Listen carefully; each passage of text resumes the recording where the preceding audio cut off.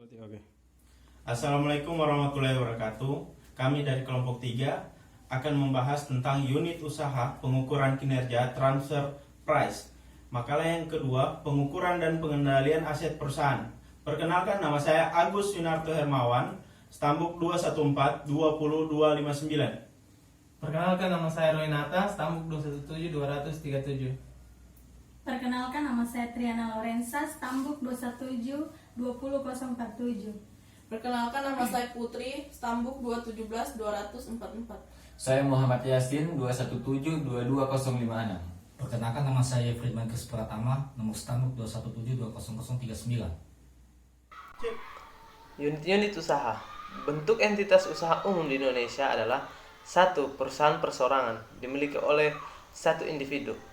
Dan kebanyakan entitas usaha di Indonesia dan di dunia adalah perusahaan perseorangan. Biaya pendirian dan pengelolaan rendah, bergantung pada sumber daya keuangan pemilik usaha. Dan ini diterapkan oleh usaha kecil. Dan yang kedua, persekutuan. Mirip dengan perusahaan perseorangan, tetapi dimiliki oleh 2 atau lebih individu. Di Indonesia, kita mengenal firma dan CV sebagai jenis persekutuan, menggabungkan kemampuan dan sumber daya lebih dari satu orang. Yang ketiga, perseroan. Diatur dalam peraturan perundang-undangan sebagai entitas hukum terpisah yang dikenakan pajak. Kepemilikan berdasarkan jumlah saham yang dijual di pemegang usaha. Dapat memperoleh sumber dana dalam jumlah besar dengan cara mengeluarkan saham. Dan ini diterapkan oleh usaha berskala besar. Dan yang keempat, yaitu koperasi, dimiliki oleh sekelompok orang. Dan koperasi berjalan oleh dan untuk anggota saja. Sebagai contoh adalah koperasi karyawan, koperasi pengrajin susu, koperasi pengusaha batik, dan lain-lain sebagainya. Pengukuran kinerja unit bisnis. Menurut Supriyono, secara umum tujuan penilaian kinerja divisi atau unit bisnis dalam suatu organisasi adalah: 1. Untuk menentukan besarnya kontribusi divisi di dalam pencapaian tujuan organisasi secara keseluruhan. 2. Untuk menilai prestasi manajer divisi sesuai dengan wewenang dan tanggung jawab yang telah dibebankan kepadanya. 3.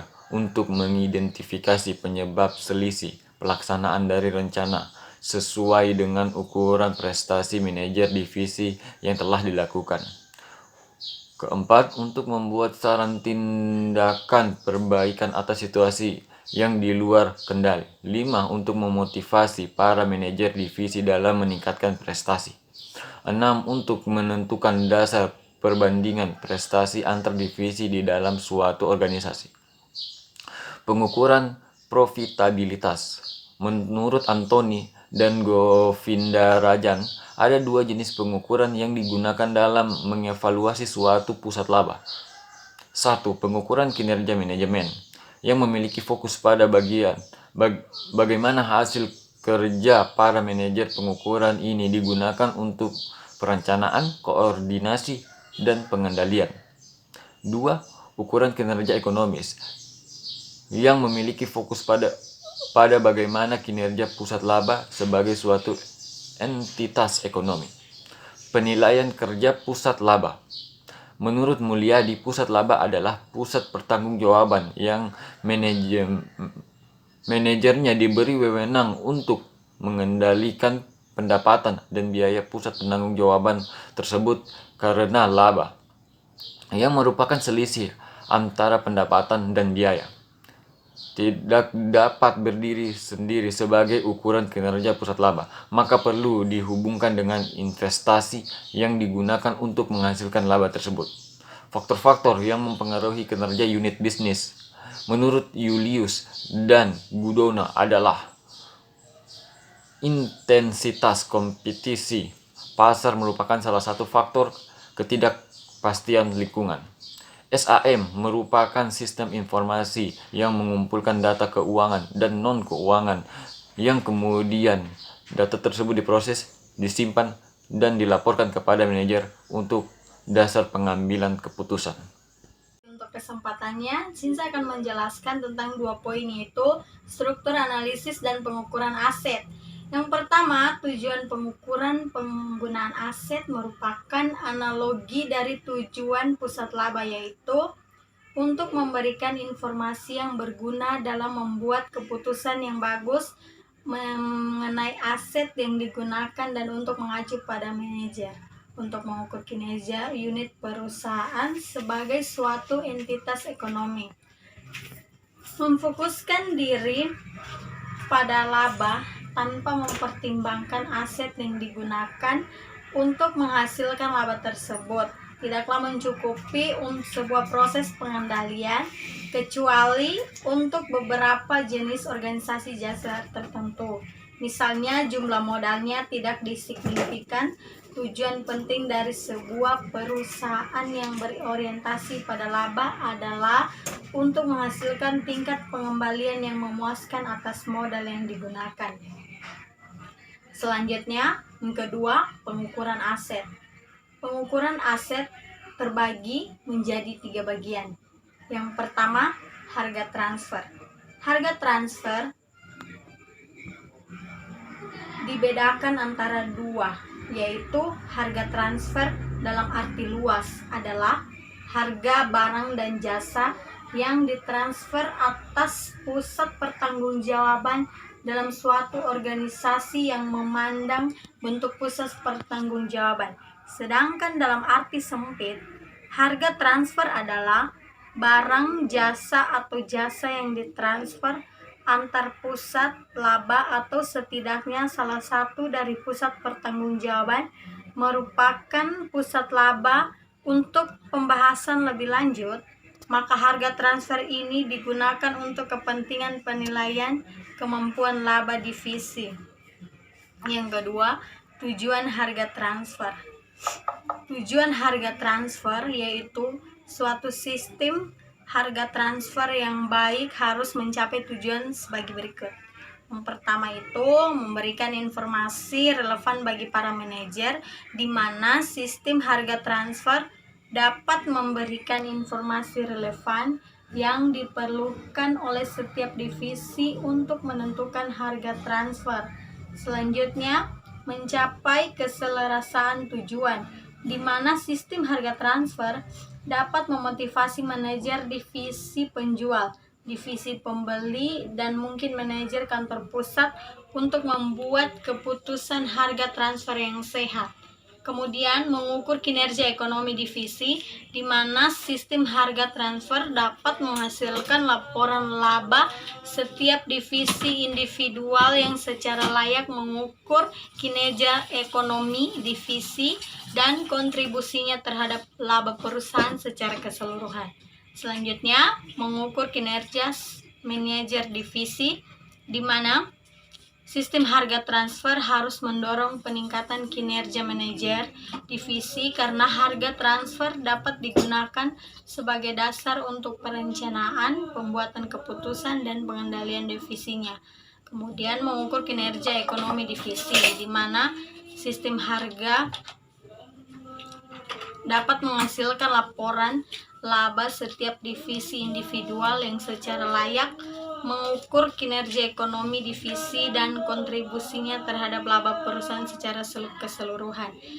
Kemudian yang terakhir, sederhana dan mudah. Sistem harga transfer harus sederhana untuk dipahami dan mudah diadministrasikan. Baiklah, selanjutnya kas. Hampir semua perusahaan pengendalian kas secara terpusat, karena pengendalian pusat memungkinkan penggunaan saldo yang lebih kecil daripada setiap unit usaha memegang saldo kas yang dibutuhkan untuk menyimbangkan perbedaan antara arus kas masuk dan arus kas keluar. Satu alasan untuk memasukkan kas pada jumlah yang lebih besar daripada saldo yang biasanya dipegang oleh suatu unit usaha adalah bahwa jumlah yang lebih besar ini diperlukan untuk memungkinkan perbandingan dengan perusahaan luar.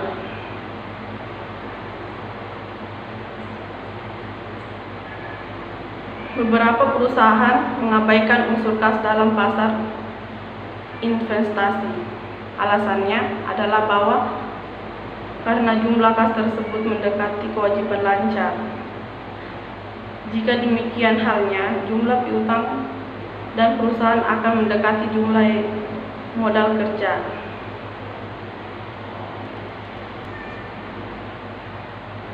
Selanjutnya, piutang. Manajer unit usaha dapat mempengaruhi tingkat piutang secara tidak langsung melalui kemampuan mereka untuk menghasilkan penjualan secara langsung, melalui penetapan persyaratan kredit, persetujuan atas kredit individual dan batas kredit, serta melalui wewenang mereka dalam menagih kredit yang telah jatuh tempo. Unsur piutang sering dimasukkan pada saldo aktual akhir periode. Meskipun rata-rata antar periode secara konsep merupakan ukuran yang lebih baik atas jumlah yang seharusnya dikaitkan dengan laba. Memasukkan unsur piutang pada harga jual atau harga pokok penjualan merupakan hal yang masih diperdebatkan. Suatu pihak argumen bahwa investasi real dari suatu unit dalam piutang hanya sebesar harga pokok penjualan, bahwa tingkat pengembalian dan yang memuaskan atas investasi ini mungkin sudah mencukupi di lain pihak.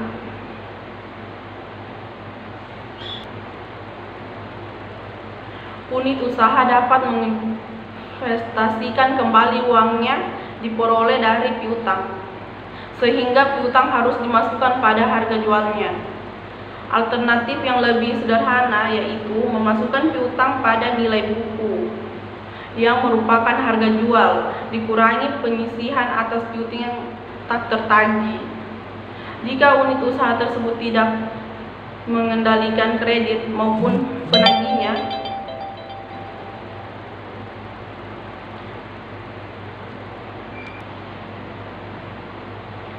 maka piutang dapat dihitung berdasarkan suatu rumus yang konsisten dengan periode pembayarannya. Pembayaran yang normal. Bagian C, persediaan.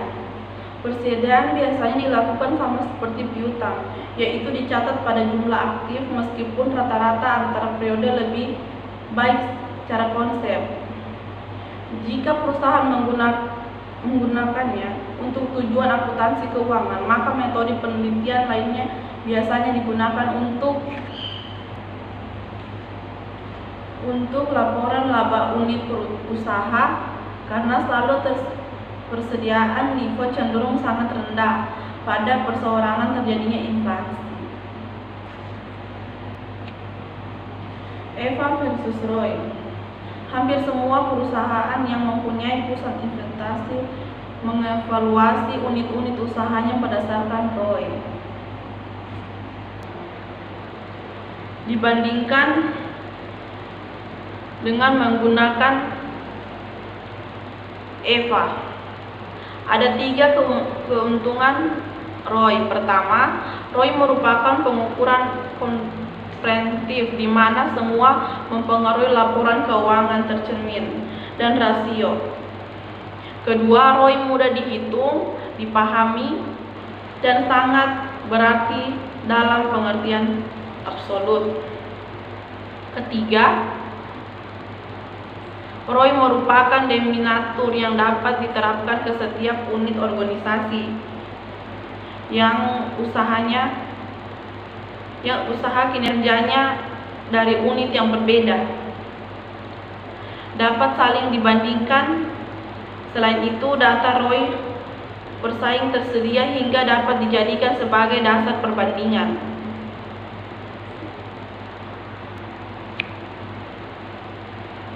Pendekatan EVA memiliki 4 keunggulan dibandingkan dengan ROI. Pertama,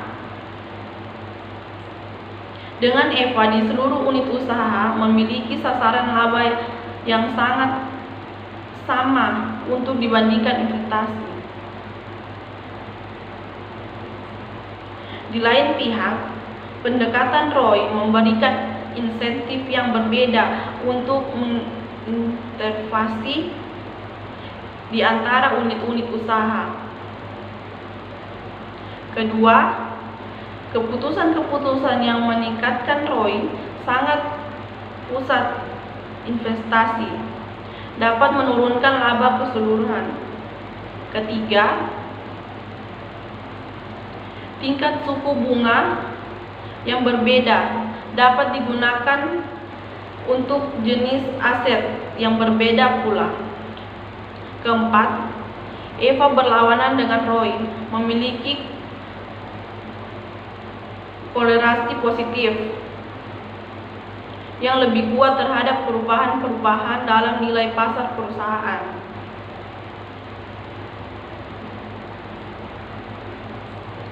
Para pemegang saham merupakan pemilik kepentingan yang penting dalam perusahaan. Bagian D. Pertimbangan tambahan dalam mengevaluasi manajer.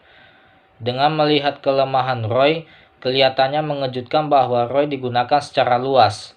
Diketahui dari pengalaman pribadi bahwa kesalahan konseptual ROI untuk evaluasi kinerja adalah nyata dan menyebabkan timbulnya perilaku disfungsional dari para manajer unit usaha. Penggunaan EVA sebagai perangkat pengukuran kinerja sangat disarankan, tetapi EVA tidak menyelesaikan seluruh masalah yang berkaitan dengan penghitungan aktiva tetap, seperti yang telah dibicarakan sebelumnya, kecuali metode penyusutan anuitas dipergunakan, dan hal ini jarang dilakukan dalam praktik bisnis sehari-hari.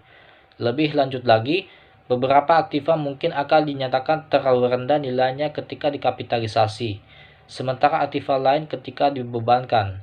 Meskipun biaya pembelian, aktiva tetap biasanya dikapitalisasi, sejumlah besar investasi dalam biaya awal, pengembangan produk baru, organisasi dealer, dan sebagainya mungkin dapat dihapuskan sebagai beban dan dengan demikian tidak akan terlihat dalam dasar investasi.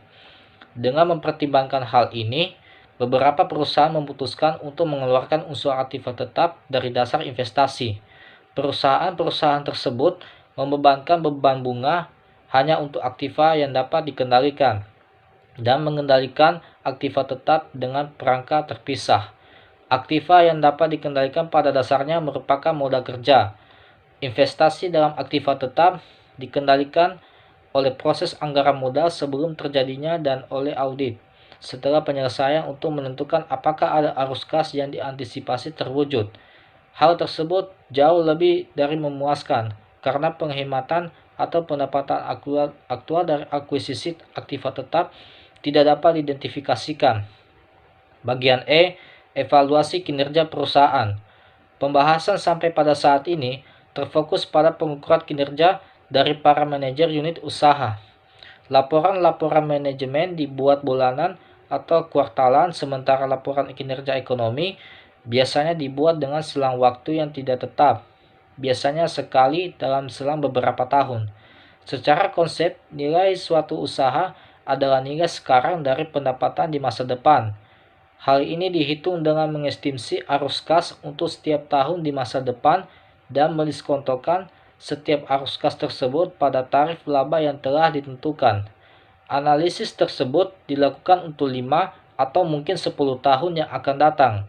Laporan-laporan ekonomi merupakan instrumen yang diagnostik. Laporan tersebut memberikan indikasi apakah strategi unit usaha yang sekarang sudah memuaskan, dan jika tidak, keputusan apa yang harus diambil untuk unit usaha ekonomi atas suatu unit usaha dapat memperlihatkan bahwa rencana yang sekarang atas produk-produk, pabrik, dan peralatan baru atau strategi baru yang lain. Laporan-laporan ekonomi dapat dijadikan dasar untuk memperoleh nilai perusahaan secara keseluruhan. Nilai semacam ini disebut break-up value, yaitu estimasi jumlah yang akan diterima oleh para pemegang saham jika masing-masing unit usaha dijual. Laporan tersebut menunjukkan unit usaha yang menarik dan dapat mengindikasikan bahwa manajemen senior salah mengalokasikan waktu mereka yang terbatas, yaitu menghabiskan waktu yang terlalu banyak untuk unit usaha yang cenderung tidak banyak memberikan kontribusi kepada profitabilitas total perusahaan. Perbedaan yang paling nyata antara kedua jenis laporan tersebut adalah bahwa laporan ekonomi lebih terfokus pada profitabilitas di masa depan daripada profitabilitas yang sekarang atau yang lalu. Secara konsep, nilai suatu unit usaha adalah nilai sekarang dari pendapatan di masa depan.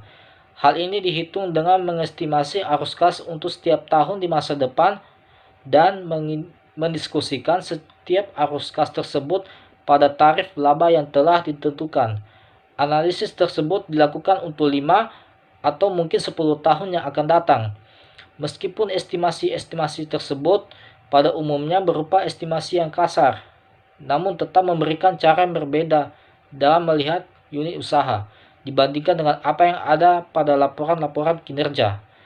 Pusat investasi memiliki semua masalah pengukuran yang terlibat dalam menentukan beban dan pendapatan. Pusat investasi menimbulkan permasalahan baru mengenai bagaimana cara mengukur aktiva yang digunakan, khususnya aktiva mana yang akan dimasukkan, bagaimana menilai aktiva tetap dan aktiva lancar, metode penyusutan apa yang akan digunakan untuk aktiva tetap, aktiva perusahaan mana yang harus dialokasikan, dan kewajiban mana yang harus dikurangi. Suatu tujuan penting dari suatu organisasi bisnis adalah untuk mengoptimalkan tingkat pengembalian atas ekuitas pemegang saham, yaitu nilai sekarang bersih dari arus kas di masa depan. Sangat tidak praktis untuk menggunakan pengukuran semacam ini guna mengevaluasi kinerja para manajer unit usaha per bulanan atau kuartal. Menghitung tingkat pengembaliannya adalah pengukuran yang paling baik atas kinerja para manajer unit usaha. Nilai tambah ekonomi secara konsep lebih unggul daripada tingkat pengembalian investasi dalam mengevaluasi kinerja dan para manajer unit usaha. Selain pos-pos laporan laba rugi, ketika menentukan tujuan laba tahunan harus ada tarif bunga yang akan eksplisit terhadap saldo yang akan diproyeksikan atas pos modal kerja yang dapat dikendalikan khususnya piutang dan persediaan. Ada perdebatan yang cukup alot mengenai pendekatan yang tepat bagi manajemen dalam mengendalikan aktiva tetap.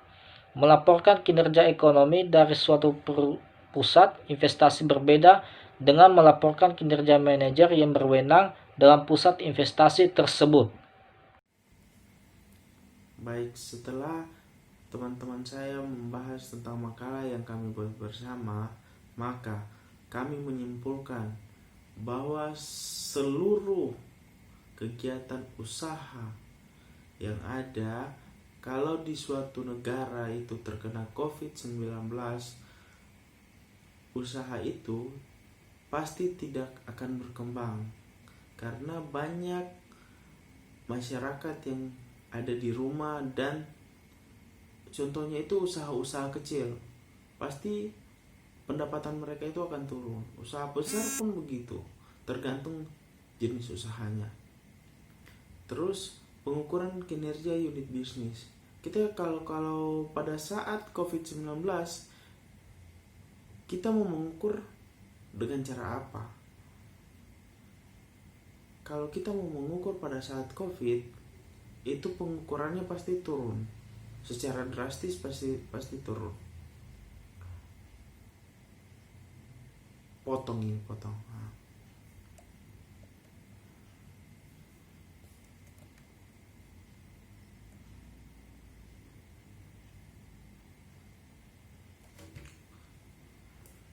Setelah itu, pengertian harga transfer. Kalau kita mau menyangkut pautkan dengan pengertian harga transfer, otomatis harga transfer itu akan menurun kalau ada COVID-19. Jadi saya dapat menyimpulkan bahwa seluruh usaha yang ada atau pelaksanaan kegiatan yang dilakukan pada saat COVID-19 itu akan sangat mengganggu dan pasti hasilnya tidak semaksimal yang sebelum pada saat COVID-19. Jadi kalau COVID-19 masih ada, semua usaha yang ada pasti akan turun. Dan kita berdoa bersama, semoga COVID-19 ini berakhir secepat-cepatnya. Sekian dari kesimpulan saya. Wabillahi taufiq wal hidayah. Wassalamualaikum warahmatullahi wabarakatuh.